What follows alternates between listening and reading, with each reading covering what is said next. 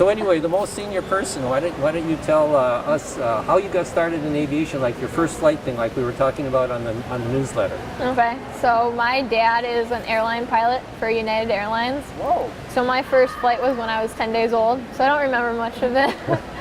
But he's always had general aviation planes, so I grew up in airplanes. My mom used to be a flight attendant, so Wow. I got an uncle that flies. My dad's cousin's on an airline up in Alaska, so it's like part of the family. Sure has been. Yeah. And 10 years old, that's going to be tough to beat. 10 days old. 10 days, Yeah. okay. So you've been around aviation for your whole life? Yep. Yeah. Yep. But we'll go into why you chose North Dakota out of that. And he flies for United? Yep, he flies for United. Out of what? Where does he fly out of? He's based out of Chicago. Chicago? Yeah. So you've lived in Chicago area your whole life? No, we moved every 3 years.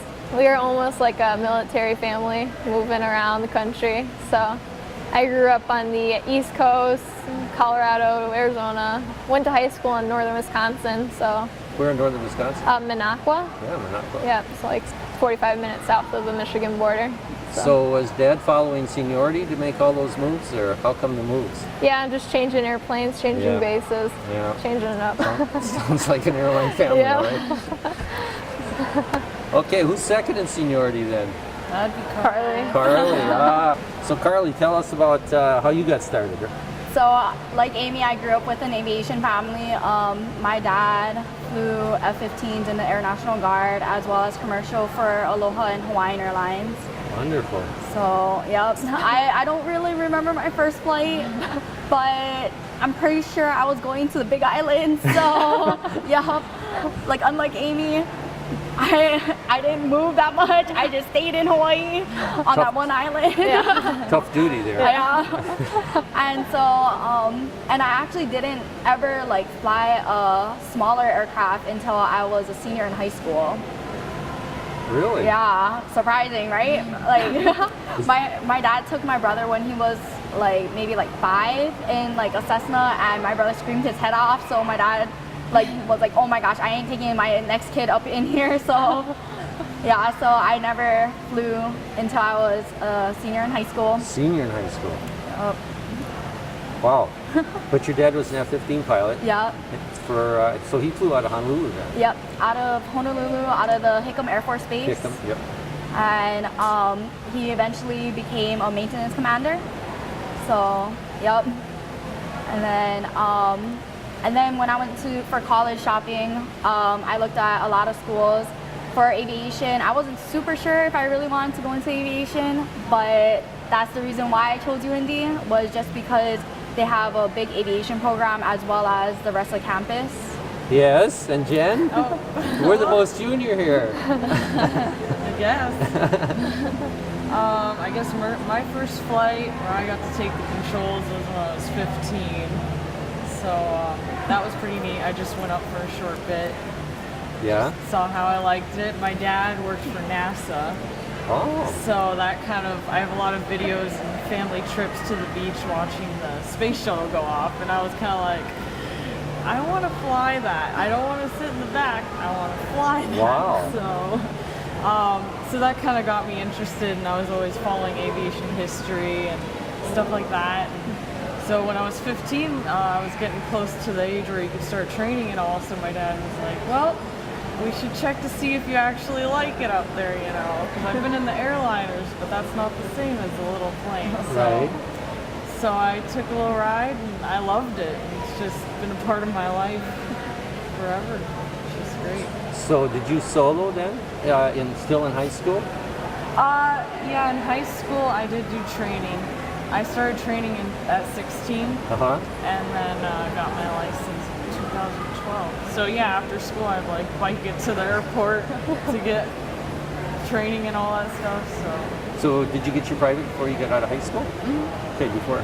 How about you, Amy? What was your timeline as far as licenses go? I did my training. I did some training with my dad because he has his up through his MEI. But when we went to look at schools, how UND works is you'd have to do like a refresher course for the private pilot course. So we just figured we'll just get some training, fun training with my dad on the side. And then I went up to school, so my freshman year I got my private. In your freshman year of college? Yep. And Carly, you did it in college as well, Yeah. right? Because you didn't start till So I kind of started working towards my private off of Kalaeloa in Hawaii. And then I just figured, because what Amy was saying, that you would have to take that refresher course in UND, why kind of like waste your money now and complete the private and have to retake everything again. So just waited until college. Well, what was it?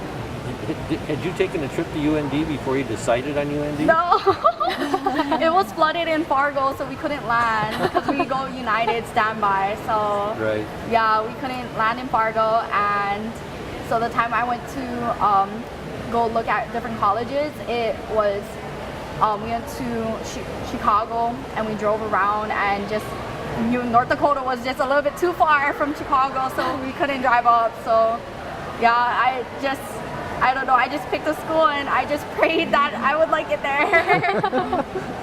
Well, has it been a good choice? Yup, I don't think I would change my choice. After, especially being in the program, I think it really did help me encourage to proceed like an aviation career. If it's flying or not flying, I know that I would want to stay within the field. And I think it really helped me like North Dakota a little bit, you know. It's not the worst place on earth, but it's maybe close, but it's not really. So it's the last place I ever thought I was ever going to visit. I didn't even know where the state was, so. That's really interesting. So you've all, and what stage are you at, Jen, in school? I just finished my commercial instrument and multi, so I'll be doing CFI fall. Okay, so you're all seniors then? I graduated this past December. Oh, you graduated last Yeah. time. So you're instructing there now? Yeah, I'm just full-time flight instructing. And how many hours a month or whatever are you getting at that? Probably, I don't know, it varies with the weather, but typically you can probably get about 100 hours 100 a month. hours a month? Yeah. I think Leslie mentioned that to me. That I had asked her that. Yeah. And what's happening to the CFIs that are double I's that are, say, getting 1,000 hours? What happens then? They're going to ExpressJet and big turnover rate right now in the school. You're moving up fast. Oh, huh? yeah. And do you think the hiring's going to continue? Oh, yeah. Like that? I think it's just going to improve, like, a lot more openings within the next, like, 2-3 years. So Big time. how many hours do you have now? I'm a little shy of 500, so I should hit 500 on this trip.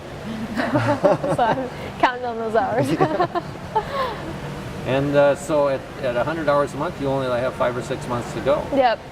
So does that mean you're looking at ExpressJet and some of these companies? Yeah, I'm with ExpressJet's Pathway program, so it's like the fast track to ExpressJet, but I've also looked at other regionals and 135 operations. And What are you using for criteria to like make a decision then? well, I did an internship with United Airlines this past spring, so, and I have a guaranteed interview with them, so I just need like 1,000 hours turbine time, Right. and I can get hired with United Airlines, so kind of anywhere that's going to give me 1,000 hours of turbine time pretty quick. That's where you're going to go. So yeah, I just want to get to the airlines, so. Yeah, you understand what seniority means. Yep. Well, that's good. And Jen, did you say you had your CFI or commercial instrument? Commercial instrument. And we're- I don't have my CFI yet. That's next. Yep. That's next. Yep. Yeah. Well, it looks like you're going to have a spot here. Amy's going to be moving Yep. on. Yeah. And Carly, you too. What kind of ratings and time do you have? I just got my CFI, so I'll be working on my double I in the fall. And I have a little bit over 200 hours, so I think flying out here, it took a while, so maybe around 250 now. So. Race Classic, and you flew. Let's see. I think I took pictures of it yesterday. Was it 172? Yeah, that's 172. And so, what was the routing to get out here? How'd you go? We followed the route backwards, so we cut down to Nebraska, Okay. and then we just follow it backwards just to get familiar with like the race route. Okay. So you went all the way across over to Klamath. Yep. And then came down. Yep. Had you ever been out in that kind of terrain before? I did last year. You did? I was part of the first UND team Oh. to ever compete. We were the first team to race from the school and from the state net last year. So it started in Washington State last year, so we kind of got some terrain over there and went down to Logan, Utah. So I got some high mountain terrain last summer. Yeah, you did going through Logan. Yeah. Where from Logan did it go last year? Logan to some Rollins, Wyoming. Wyoming, Yep. yeah. And then South Dakota. And Oh, so did it continue on? I'm not familiar with the route from yeah, last year. I last didn't look year that it up. was like a zigzag. It's started in Pasco and kind of zigzagged down, and we went to Brookings, South Dakota, and then we went down to like Colorado, and we ended up in like Oklahoma, and our final stop was Fayetteville, Arkansas. We do we get a handicap speed. So these guys go up and with the judge, and they fly a rectangular course at 5,000 feet density altitude. And then you have the tracking devices in the plane, and then they send that all into the judges, and they compute a handicap speed.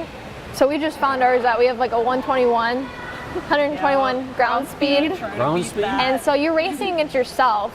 So we're trying to beat 121 knots every leg of the race. We have a good team. Is it every leg, or is it that for the average for the whole race? It's every leg, and then Every they leg. add up those to get the average. And then you can get like penalties if you don't show up for meetings on time, or if you're not dressed appropriately. And Oh, you guys it's look good. Thank you, North Dakota. Right? yeah. So hopefully we pick up a good tailwind along the way. Yeah, 121. Yeah. What's your true A speed normally? Is that ground speed or It's ground That's ground speed. speed. And yeah, we were having a 60 knot ground speed all the way out here because we had headwinds the whole way. Right. So we're hoping we catch the tailwinds right at the right time. Yeah. The cows are running faster than us, so yeah, literally in Nebraska. That's true. Yeah. Yeah, we have a ground crew this year. We didn't have one last year, so we have grad students in the atmospheric science department. That's our forecasting team. So they put together PowerPoints and give us briefings every morning. And then we have another ground crew that helps us with hotels and finds hotels and food along the route. And they've been a big help this year compared to not having somebody from last year. Oh, you didn't have anything last We year? just had an atmospheric science teacher last year that gave us the weather briefings, but that was it. We were on our own because it was the first time the school's ever competed, so we're like, Sure. I don't know what we're doing. Did the race in 2 days last year. We're like, everybody's like, you guys are crazy. So, yeah, However faster you- than 121 is what we want to try to get. Oh, faster than Yeah. 121. Yeah. So can you wait for better weather, wind conditions at some place along the line and then Yep. go? Yep. It's all Oh. about like best planning and navigation. I guess you're trying to fly the perfect cross country, literally. So Okay. So what does the weather look like coming the next couple days? It was good tailwinds like the last couple days we looked, and But then- North Dakota screwed it up Yeah, again, and no. big thunderstorm, and all the winds are switching around. Yeah. Oh, So, of course. so going north of Klamath, you could be against the wind going that direction too, couldn't Yeah. you? yeah, Yeah. it's that Midwest area that's looking kind of IFR, so it's kind of sketchy right there. All the thunderstorms Yeah. lately and Yeah. tornadoes. That could be rough. Yeah. Yeah. Going through there. Is there any problem to fly? You have to fly VFR, or can you fly it? It Yeah. has to be VFR. Day So you- VFR, yeah. It's got to be day VFR. Yeah. Oh, so you do have to stop at night. Yep. Yep. How many nights do you think you might do on this trip? This is what, a- 2,000 miles or something, right? Yeah, 2,300 Yeah. roughly. So, They give us 4 days to get across. So what happens if you take longer than 4 days? you get disqualified. Oh, so so there is a time limit. So Yep. you can't just wait around for, okay. Right, yep. Well, then you do have to pick and choose, don't you? Yep. So you can tell Delta to maybe send over one of their jets to pick us up, and we can borrow it. I think Amy's got her ear to United, you know? Every team has a different strategy. I don't know. We had a strategy, and then we got our handicap speed, so that kind of Oh, screwed that- everything yeah. up. Oh. I don't know. We're gonna have to do some replanning. I think a lot of praying. Praying works. Yeah, maybe losing weight along the way before we go. For all three of you going to be in the airplane? Yep. Okay. Okay. What about fuel loads? Can that vary? Can you do something with the fuel? Yep. You can do that. It's pretty neat in Klamath. They have like a air ambulance, and I went in the hangar, and there were some really awesome planes. Really helicopters. beautiful, huh? And then of course there was I think the Air National Guard has a base up there. So Yeah. At Klamath? Yeah, they have a ton of F-15s out there. Yeah. F-15s? Yeah. They give you right in that? I was trying, like we were hoping we could cross the line and we'd get away with it. Yeah? No such luck? No. Apparently they're very strict up there, so. Have any of you given any thought to going into the military after you graduate? Nope, I don't want to get shot down. I'm sure. My sitting height is too short. Ah, okay. Yeah. Okay. And Amy, no? No, I like thought about it like at the beginning of my college career because both my grandparents were in the military and they kind of pushed it on me. But I don't know. I funded my college by myself, so by the time like junior year rolled around, I'm like I invested all this money in already, and Sure. kind of been set on the airlines for a while. so. Sure. And you're hitting at a good time. Yeah. It's not going to be a problem getting Yeah. a regional for sure. Right. Yeah. And I'm still kind of interested. kind of thinking about it, Yeah. huh? But then again, the airlines seem to be very open and really looking for jobs. Too. Oh yeah, social With media. like, for example, for like the air race, we have like an Instagram page, Twitter page, blog, Facebook page, and we just got an email from our advisor saying that we have prospective female students that are following us and emailing her about our journey so far, and so that I think we went from last year had like 100 people viewing our Facebook page, and we're close to 500 now Awesome. within like the past 3 weeks. Just Awesome. sharing the word and mentoring. I volunteer at the Oshkosh Air Show in Wisconsin, and I've done some with the A team. It's a branch of the AA. We tour around VIP members, and Okay. just meeting some of those people, and they know high school students. So I've been mentoring a couple high school students, and you know they sit there and track my journey and things that I've got like the opportunity to do since I've been in school, being like sponsored to go to the Women in Aviation conferences, and I know I've gotten a couple students to go up to North Dakota to go to school, and got a female student to come up. She starts in the fall, and Whoa. she just soloed just this past week, and so she sits there and texts me, I'm so excited, guess what I did this morning? And so that's exciting, like to see, watch my journey and then see somebody that's excited like I was, and kind of just like makes the whole aviation thing real Worthwhile. again. That's right, yeah. So I was at the Women in Aviation down in Orlando in March. Were you there too? no, I was doing the United internship this spring. I did it last year. So Was it in Orlando last year too? no, it was in Nashville. In Nashville, So okay. yeah, I did I got sponsored to work the ALPA ACE booth down there. So they sponsored You got some good two connections, Amy. students. Yeah, yeah, You guys better keep her in mind. yeah. yeah.